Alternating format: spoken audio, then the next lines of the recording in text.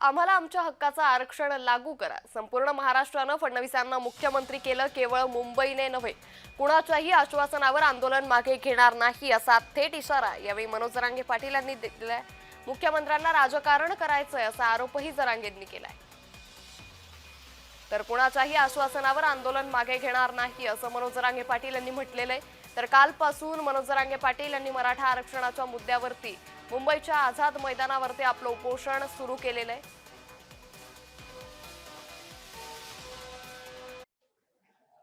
आम्हाला आरक्षण पाहिजे, राजकारण नाही करायचं आणि मुख्यमंत्र्याला नेमकं राजकारण करायचे, आरक्षण द्यायचं नाहीये।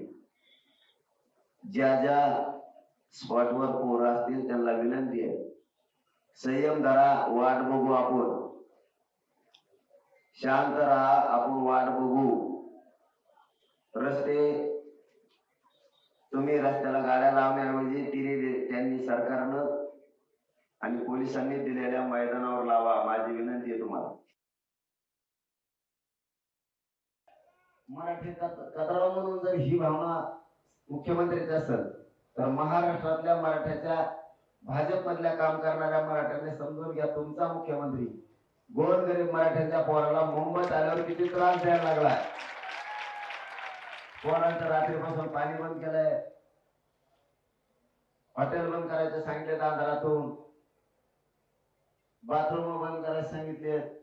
म्हणजे लवकर मराठा समाज कदर आणि माघारी जाईल। मुख्यमंत्री साहेब, तुमच्या डोक्यात आणखीन गैरसमज काढून टाका। तुम्हाला योग्य संधी आली, तुम्ही त्या संधीचं सोनं करा, मराठ्यांचे मन जिंका आणि मराठ्याला आरक्षण देऊन टाका।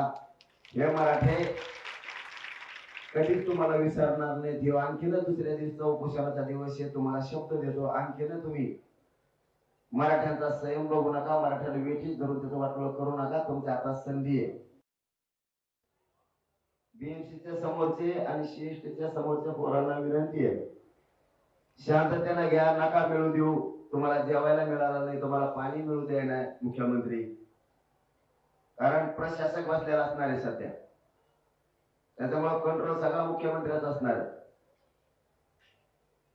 पण कधी ना कधी वेळ बदलत असती, तुम्ही रिटायर जरी झाले तरी आयुक्त साहेब सुट्टी देणार नाही, कारण मराठ्याच्या पोराचं पाणी तुम्ही बंद केलं।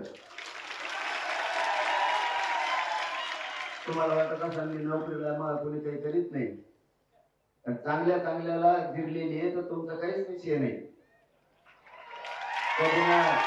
कधी ना काही बदल होत असतो, त्या टायमाला सगळा हिशोब होणार आहे।